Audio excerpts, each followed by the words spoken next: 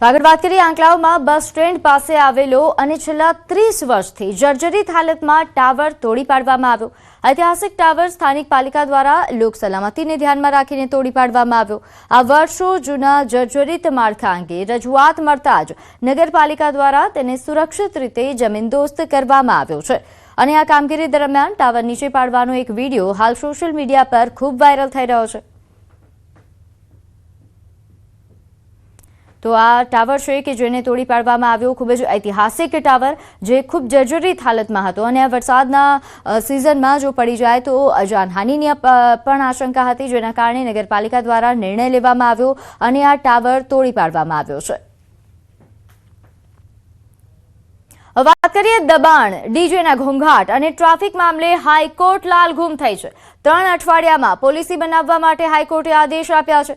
રાજ્ય સરકાર અને અમદાવાદ મ્યુનિસિપલ કોર્પોરેશને પોલિસી બનાવવા માટે આદેશ આપ્યા। અવાજ પ્રદૂષણ પર 18 ઓગસ્ટ સુધીમાં રિપોર્ટ આપો તેવું હાઈકોર્ટે જણાવ્યું છે। તો અવાજ પ્રદૂષણ અંગે હાઈકોર્ટ લાલઘૂમ છે। આ ઉપરાંત દબાણ સહિતના જે મુદ્દાઓ છે, ખાસ કરીને ટ્રાફિકના મુદ્દા કે જેના કારણે હાઈકોર્ટે હવે આદેશ આપ્યા છે અમદાવાદ મ્યુનિસિપલ કોર્પોરેશનને અને રાજ્ય સરકારને કે યોગ્ય પોલિસી બનાવવામાં આવે, અવાજનું પ્રદૂષણ જે વધી રહ્યું છે તેને અટકાવવા માટેના પ્રયાસ થાય। તો મહેસાણામાં ટ્રાફિકમાં ફસાઈ 108 એમ્બ્યુલન્સ। બહુચરાજીમાં કાલરી ફાટક બંધ હોવાથી એમ્બ્યુલન્સ ફસાઈ હતી। દર્દીને એમ્બ્યુલન્સમાં જ CPR આપવામાં આવ્યું। ફાટક મોડું ખુલતા દર્દીનો જીવ જોખમમાં મુકાયો હતો। ઘટનાથી લોકોમાં ભારે રોષ છે। ઓવરબ્રિજ બનાવવાની લોકો માંગ કરી રહ્યા છે। તો આ જ્યારે એમ્બ્યુલન્સ ફસાઈ હતી તે સમયનો વિડીયો પણ સામે આવ્યો છે। નોંધનીય છે કે તે સમયે દર્દીનો જીવ જોખમમાં મુકાયો હતો, જોકે એમ્બ્યુલન્સમાં જ CPR આપવામાં આવ્યો। હાલ ઓવરબ્રિજ બનાવવા માટે લોકો માંગ કરી રહ્યા છે। તો મહેસાણાના બહુચરાજીના દિલવાડા ગામની બાળકીનું ચાંદીપુરા વાયરસથી મોત। ચાંદીપુરા વાયરસમાં સપડાયેલી બાળકીનું મોત થયું। વડનગર સિવિલ હોસ્પિટલમાં સારવાર હેઠળ હતી બાળકી, જે દરમિયાન મોત થયું છે। 4 વર્ષીય બાળકીનું સારવાર દરમિયાન મોત થતાં રેગાટી વ્યાપી। નોંધનીય છે કે હાલ ચાંદીપુરાનો કેસ આવી રહ્યા છે। વધુ વિગત સાથે મારી સાથે સંવાદદાતા કેતન જોડાયા છે। કેતન, હવે મહેસાણામાં પણ ચાંદીપુરા વાયરસથી જે મોતના સમાચાર સામે આવી રહ્યા છે, આંકડો ક્યાં પહોંચ્યો? ચોક્કસથી જણાવી દઉં કે મહેસાણામાં ચાંદીપુરાનો વધુ એક કેસ ગત રોજ નોંધાયો હતો। આ સાથે ટોટલ 3 જેટલા કેસ હોય છે નોંધાયા હતા। બહુચરાજી તાલુકાના દેલવાડાના ગામમાં 4 વર્ષની જે બાળકીનો ચાંદીપુરાનો જે રિપોર્ટ હોય છે તે પોઝિટિવ હતા, તેને સારવાર માટે વડનગર સિવિલ હોસ્પિટલમાં દાખલ કરવામાં આવી હતી। તો બીજી બાજુ તરફ આરોગ્ય વિભાગ દ્વારા ગામમાં 250 કરતા વધુ જે ઘરો હોય છે સર્વેલન્સ દવા છંટકાવ કર્યો હતો, પરંતુ દુઃખદ ઘટના આજે બની છે કે તેનો જે આજે બાળકી હોય છે તેનું દુઃખદ અવસાન થયું છે। બિલકુલ કેતન, આભાર માહિતી આપવા બદલ। તો આ તરફ બનાસકાંઠામાં ચાંદીપુરાથી બાળકનું મોત થયું। કાંકરેજના ચાંગામાં 3 વર્ષીય બાળકનું મોત। બાળકને ચાંદીપુરાનો રિપોર્ટ પોઝિટિવ આવ્યો હતો, જે બાદ ધારપુર ખાતે તેની સારવાર ચાલી રહી હતી। ધારપુર મેડિકલ કોલેજમાં સારવાર દરમિયાન બાળકનું મોત નીપજ્યું। ચાંદીપુરાને લઈને આરોગ્ય વિભાગ હરકતમાં આવ્યું છે। તો હાલ ચાંદીપુરાના કારણે બાળકોના મોતના કેસીસ અને જે આંકડાઓ છે તે વધી રહ્યા છે, જેના કારણે આરોગ્ય વિભાગ સતર્ક છે, પરંતુ હવે વાલીઓએ પણ સાવધાન રહેવાની જરૂર છે। વધુ વિગત સાથે મારી સાથે સંવાદદાતા કિશોર જોડાયા છે। કિશોર, બનાસકાંઠામાં ચાંદીપુરાનો કહેર કેવા પ્રકારનો? ચોક્કસથી જે કાંકરેજના ચાંગા ગામનો 3 વર્ષીય બાળકને ચાંદીપુરા વાયરસના લક્ષણો જોવાતા તેને પાટણ ખાતે આવેલી ધારપુર મેડિકલ કોલેજમાં સારવાર માટે રાખવામાં આવ્યો હતો અને તે બાળકનો જે રિપોર્ટ છે તે પણ પોઝિટિવ હતો અને સારવાર દરમિયાન પાટણની ધારપુર કોલેજમાં બાળકનું મોત નીપજ્યું છે। ચાંદીપુરા વાયરસને લઈને આરોગ્ય વિભાગ પણ હરકતમાં આવ્યું છે અને ચાંગા ગામની અંદર આરોગ્ય વિભાગની ટીમો પણ પહોંચી છે। મહત્વની વાત છે કે પહેલા પણ પાલનપુર ની સિવિલ હોસ્પિટલમાં આબુ રોડના એક બાળકનું મોત નીપજ્યું હતું અને તે બાદ આ બનાસકાંઠાના બીજા બાળકનું મોત નીપજ્યું છે। આમ ચાંદીપુરાનો કહેર હવે બનાસકાંઠા જિલ્લામાં પણ જોવા મળી રહ્યો છે। જી, આભાર માહિતી આપવા બદલ। તો બીજી તરફ ભાવનગરમાં ચાંદીપુરા વાયરસના વધુ 3 શંકાસ્પદ કેસ નોંધાયા છે। એક જ દિવસમાં ચાંદીપુરાના 3 શંકાસ્પદ કેસ આવતા તંત્ર હરકતમાં આવ્યું। ભાવનગર જિલ્લાના મેલાણા, ગણેશગઢ અને કાળા તળાવ ગામમાંથી 3 શંકાસ્પદ બાળકો દાખલ થયા છે।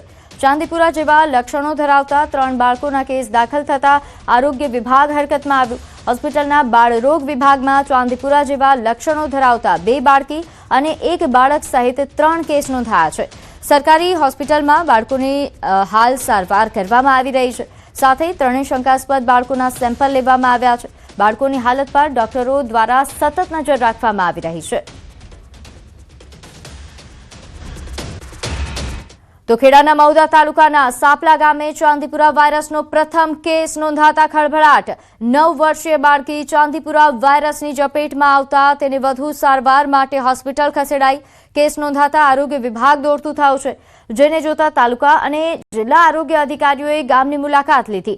ઘરે ઘરે સર્વે શરૂ કરાયો. તાવ અને અન્ય લક્ષણો ધરાવતા લોકોની આરોગ્ય તપાસ હાથ ધરાઈ છે. ગ્રામજનોને સાવચેતી રાખવા માટે અપીલ કરવામાં આવી. તેમજ બાળકોમાં તાવ, ઉલટી, આંચકી કે ગંભીર લક્ષણો જણાય તો તાત્કાલિક હોસ્પિટલમાં લઈ જવા માટે સૂચના આપવામાં આવી છે. તો રાજ્યમાં ફરી એકવાર ચાંદીપુરા વાયરસનો કહેર.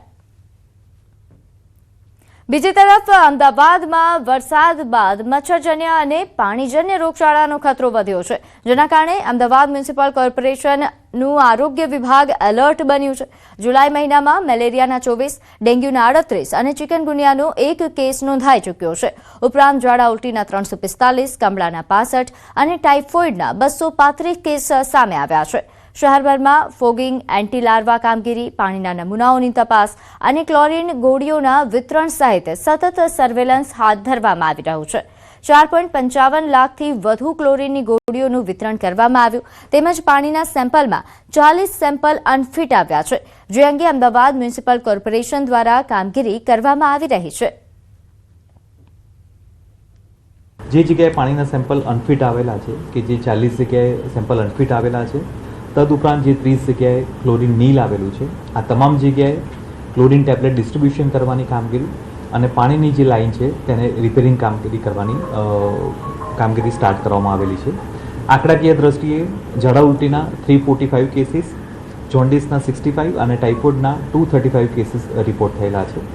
આ સાથે સાથે વેક્ટરબોર્ન ડિસીઝ એટલે કે મચ્છરજન્ય કેસીસ માટે હાલમાં રેસિડેન્શિયલ વિસ્તારમાં ફોગિંગ કરવાની કામગીરી હાથ ધરવામાં આવેલી છે.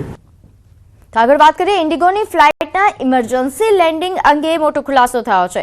પ્રાથમિક માહિતી સામે આવી છે કે રાજકોટના જે હિરાસર એરપોર્ટ પર ઇન્ડિગો દુબઈથી મુંબઈ જતી હતી, જે ફ્લાઇટના ઇમરજન્સી લેન્ડિંગ રાજકોટમાં કરવામાં આવ્યું હતું. પ્રાથમિક તારણ મુજબ કાર્ગોમાં રહેલા ઓક્સિજન સિલિન્ડરમાંથી ગેસ લીકેજ થતા સ્મોક સેન્સરે એલર્ટ આપ્યું અને જેના કારણે ઇમરજન્સી લેન્ડિંગ કરવી પડી. સમગ્ર ઘટનાના પગલે વહીવટીતંત્ર એલર્ટ થઈ ગયું હતું. હવે ટેકનિકલ ટીમ સ્મોક એલર્ટના ચોક્કસ કારણની તપાસ કરી રહી છે. જરૂર પડશે તો DGCA દ્વારા કોકપીટ વોઇસ રેકોર્ડરની પણ તપાસ કરવામાં આવશે. બનાવ સમયે ફ્લાઇટમાં 7 ક્રૂ મેમ્બર સહિત કુલ 194 લોકો હાજર હતા.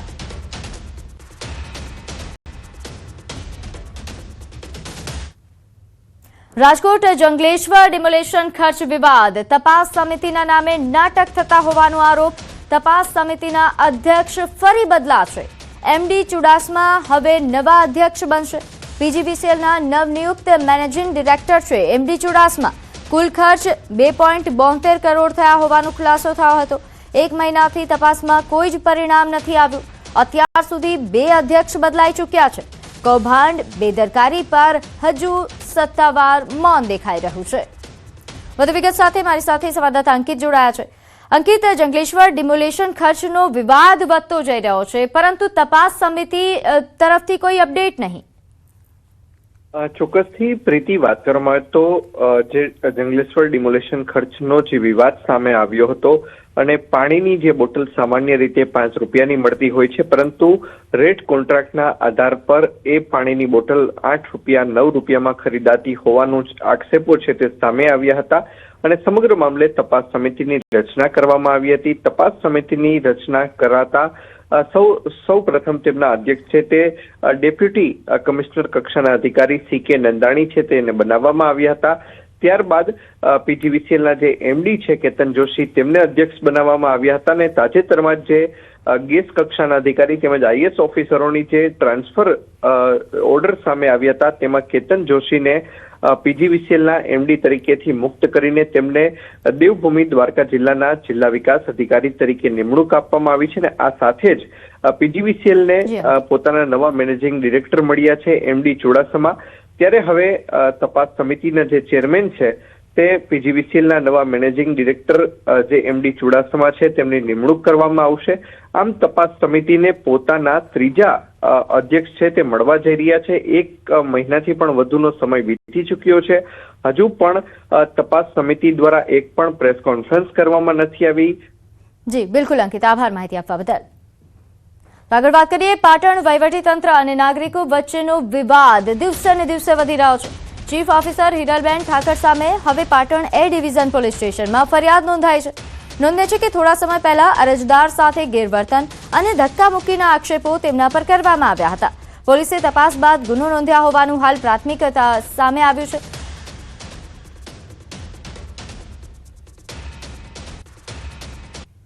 થોડા દિવસ અગાઉ ચીફ ઓફિસરની ચેમ્બરમાં અમે રજૂઆત કરવા પહોંચેલા ત્યારે ચીફ ઓફિસરે અમારા ઉપર ઉગ્ર બોલાચાલી કરી, ધક્કા મારી, ઝપાઝપી કરી, અમારો ફોન ચૂંટવીને પડાવી બળજબરીપૂર્વક જે તોડી નોખેલ એના વિરુદ્ધ અમે પોલીસને ફરિયાદ આપેલ. પોલીસ ત્યારબાદ ફરિયાદ લેતી નથી. એના વિરુદ્ધમાં આજરોજ અમારા પાટણ જિલ્લા કોંગ્રેસ, પાટણ શહેર કોંગ્રેસ દ્વારા ધરણા પ્રદર્શનનો કાર્યક્રમ આપેલ. રજૂઆત કરવા ગયેલા લોકોને પોતાની ચેમ્બરમાં નહીં પરંતુ પ્રમુખની ચેમ્બરમાં દાદાગીરી કરી અને જે રજૂઆત કરવા ગયા હતા એવા લોકોના મોબાઈલ ફોડી નાખવા, એમને ધમકીઓ આપી, એમને ખોટા કેસમાં ફસાવી દેવાની ધમકીઓ આપી, એમને લાફો મારવો. કે આ ચીફ ઓફિસર પોતાની જાતને દબંગ કઈ સમજે છે? એમને માત્ર ફોટા પડાવવામાં સોશિયલ મીડિયાની અંદર જ છે. બીજી તરફ ચીફ ઓફિસરે તેમની સામેના આક્ષેપો ફગાવ્યા છે અને કહ્યું કે આ તેમને દબાણમાં લાવવા માટેનું કાવતરું છે. તેમણે સ્પષ્ટ કર્યું કે તેમની સામે કોઈ ફરિયાદ નહીં પરંતુ માત્ર એનસી નોંધાય છે અને મોબાઈલ તોડવા કે ધમકી આપવાના આક્ષેપો પાયા વિહોણા છે. તેમની સાથે પણ અરજદારે ગેરવર્તન કર્યાનો તેમણે દાવો કર્યો છે અને પોતે પણ પોલીસમાં અરજી આપ્યા હોવાની માહિતી આપી.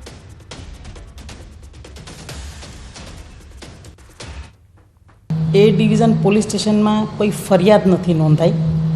તમારે ફરિયાદ અને એનસી વચ્ચેનો ભેદ સમજી લેવો પડે. એનસી એટલે હજુ કોર્ટ મંજૂરીને આધીન બાબત છે. હું જેવી બહાર ગઈ રૂમની એટલે બહાર જતી હતી તો એમને મારો હાથ પકડ્યો અને ખૂણામાં લઈ ગયા ભાઈ. અને ખૂણામાં લઈ જઈ અને જે હું કેમેરાના સામે ના બોલી શકું એવી હરકત એને કરી. મોબાઈલ તોડ્યો પણ નથી અને કોઈ પ્રકારની ધમકી મેં આપી નથી.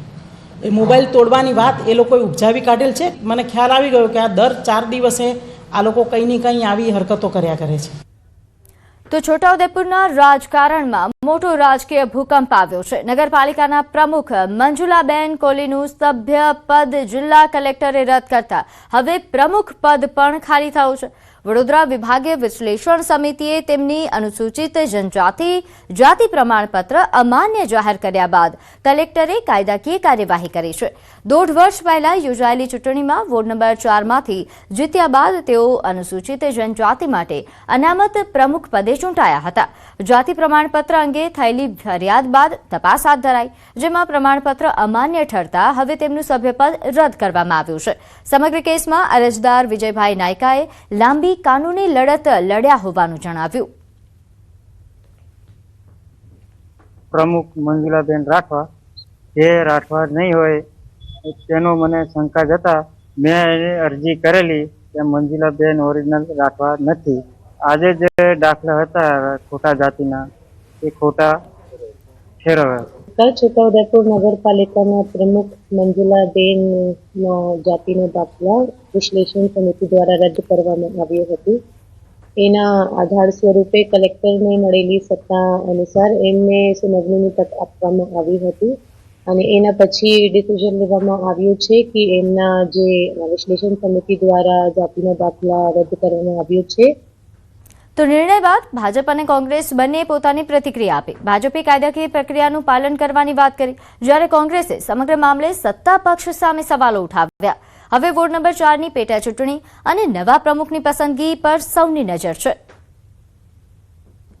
જ્યારે કલેક્ટરમાંથી હુકમ થશે અને પ્રમુખ પદ જો ખાલી થાય એ પ્રકારની જ્યારે વાત આવશે તો અમે પાર્ટી તરીકે સાથે બેસીને જે પણ લોકો ભારતીય જનતા પાર્ટીને સમર્થન આપેલું છે તો એમાંથી જે પણ આવતા હશે બેનને બધાની સંમતિથી ચર્ચા વિચારણા કરીને સાથે લઈને બોર્ડ બનાવીશું. કે માત્ર મંજુલાબેન કોહલીની જ વાત નથી, બીજા પણ એક સસ્પેન્ડ થયા છે, સાથે બીજા બે ત્રણ જણને કેટલાક નેતાઓ રાજીનામા અપાવવાના છે, જે સસ્પેન્ડ નથી થયા પણ રાજીનામા અપાવીને જે બાકી રહી ગયા હતા ભાજપના અથવા ભાજપને સપોર્ટ કરનારા, એ ફરી એ ચૂંટણી લડીને પાછા સત્તા ઉપર આવવું છે. તો દાહોદ જિલ્લાના ગોવિંદગુરુ લીંબડી તાલુકાના કચલધરા ગામમાં જીઆઈડીસી માટેની જમીન સંપાદનનો મુદ્દો ફરી ગરમાયો છે. તંત્ર દ્વારા જમીન સર્વેની કામગીરી શરૂ કરવામાં આવતા મોટી સંખ્યામાં ગ્રામજનો સ્થળ પર દોડી આવ્યા હતા અને ઉગ્ર વિરોધ નોંધાવ્યો હતો. વિરોધ દરમિયાન પરિસ્થિતિ તંગ બનતા પોલીસને હસ્તક્ષેપ કરવો પડ્યો. ઘટનાક્રમ દરમિયાન પોલીસ દ્વારા લાઠીચાર્જ કરવામાં આવ્યો તેવો પણ આક્ષેપ થઈ રહ્યો છે, જેના કારણે નાસભાગ મચી ગઈ. ઘટનાના વિડીયો સોશિયલ મીડિયા પર વાયરલ થતા સમગ્ર મામલો ચર્ચાનો વિષય બન્યો. ગ્રામજનોએ સ્પષ્ટ ચીમકી આપી કે જીઆઈડીસી માટેના જમીન સંપાદનનો વિરોધ આગળ પણ યથાવત રહેશે અને જરૂર પડશે તો વધુ ઉગ્ર આંદોલન કરવામાં આવશે.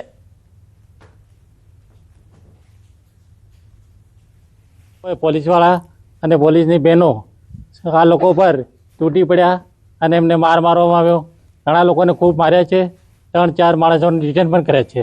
એટલે આપણે આ લોકશાહી છે કે સરમુખત્યારશાહી એ ખબર પડતી નથી. આ લોકો ઊંડાણના ગામોમાં જે ખેડૂતો, ગરીબ ખેડૂતો જે સરકાર સામે બોલી નહીં શકતા એવા માણસોને સરકાર દબાવી અને આજે રેલવેને નામે, જીઆઈડીસીને નામે, કોરિડોરને નામે આ સર્વે નંબરો પડાવે છે અને લોકોને ખેતરમાંથી બી કાઢી અને મારવામાં આવ્યા જબરજસ્તી. અને જે સર્વે નંબરો છે, સર્વે નંબરમાં બી માપણી કરવામાં આવી તો એનો અમે સખત વિરોધ કરીએ છીએ. 4 રાઉન્ડ ફાયરિંગ બી કરવામાં આવ્યું અને અમારા 5 થી 6 માણસોને ડિટેન બી કર્યા છે અને એમને બી ગળદાપાડુનો માર મારેલો છે. આ તરફ બનાસકાંઠામાં એસટી બસ અને રિક્ષા વચ્ચે અકસ્માત. પાલનપુરની ખરોડિયા ચોકડી નજીક અકસ્માત સર્જાયો. અકસ્માતમાં રિક્ષામાં સવાર 3ના મોત, 2 ઇજાગ્રસ્ત થયા છે. ઇજાગ્રસ્તને સિવિલ હોસ્પિટલ સારવાર માટે ખસેડવામાં આવ્યા. ઘટનાને લઈ પોલીસ ઘટના સ્થળે પહોંચી અને તપાસ હાથ ધરી છે. વધુ વિગત સાથે મારી સાથે સંવાદદાતા કિશોર જોડાયા છે. કિશોર, જે અકસ્માતનો બનાવ સામે આવ્યો, શું અપડેટ? ચોક્કસથી પ્રીતિ, જે વડગામના ખરોડિયા ગામ પાસે પાલનપુર ચોકડી નજીક અકસ્માત સર્જાયો હતો. અકસ્માતની અંદર બસ અને રિક્ષા વચ્ચે જે અકસ્માત હતો તેમાં ઘટના સ્થળે જ 3 લોકોના મોત નીપજ્યા છે અને 2 લોકોને સારવાર માટે પાલનપુર સિવિલ હોસ્પિટલમાં ખસેડવામાં આવ્યા છે, જેમાંથી એકની હાલત અત્યારે ગંભીર છે. અકસ્માતને લઈને જે પાલનપુર તાલુકા પોલીસ છે તે પણ ઘટના સ્થળે પહોંચી છે. અકસ્માત એટલો ભયાનક હતો કે રિક્ષાના પણ કચ્ચર ખાંડ નીકળી ગયા છે. અત્યારે જે ઘાયલો છે તેમાંથી એકની હાલત વધુ ગંભીર છે અને બીજાની પણ સારવાર ચાલી રહી છે. આ સમગ્ર અકસ્માતને કિશોર, આભાર માહિતી આપવા બદલ. તો આગળ વાત કરીએ મહીસાગરની, જ્યાં સંતરામપુરના મહાકાય અજગર સંતરામપુરમાં દેખાયા હોવાના સમાચાર મળ્યા. નોંધનીય છે કે એન્દ્રા ગામે ખેતરમાં 8 ફૂટ લાંબો અજગર દેખાયો. અજગર દેખાતા ખેડૂત પરિવારમાં ફફડાટ ફેલાયો છે. ઘટના સ્થળે ગામ લોકોના ટોળા ઉમટી પડ્યા. ખેડૂતે ફોરેસ્ટ વિભાગને તાત્કાલિક જાણ કરી. ફોરેસ્ટ વિભાગે અજગરનું સફળ રેસ્ક્યુ કર્યું. રેસ્ક્યુ બાદ અજગરને જંગલમાં સલામત રીતે છોડવામાં આવ્યો.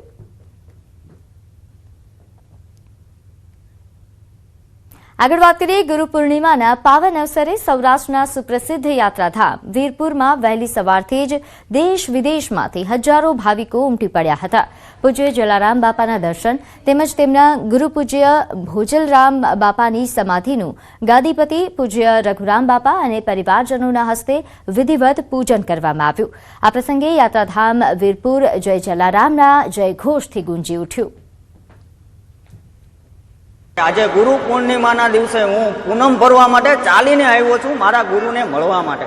હું જેને ગુરુ માનું છું એવા સંત શિરોમણી જલારામ બાપાને મળવા માટે આવ્યો છું અને ખાસ કરીને અમે દર પૂનમ ગોંડલ જલારામ મંદિરથી ચાલીને પૂનમ ભરવા માટે આવીએ છીએ.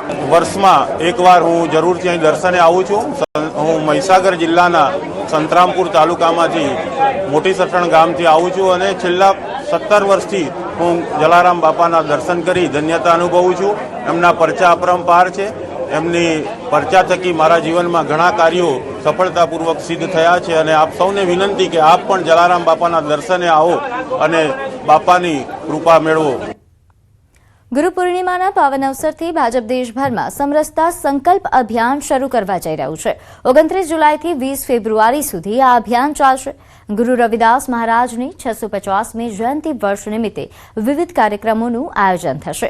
વારાણસીથી દેશના દરેક પ્રદેશ માટે માટીનો કળશ મોકલવામાં આવશે, જેની સ્થાપના પ્રદેશની રાજધાનીઓમાં કરવામાં આવશે. આ ઉપરાંત સંત સંપર્ક અભિયાન અને છાત્રાલયોમાં વિશેષ સંપર્ક અભિયાન પણ હાથ ધરાશે.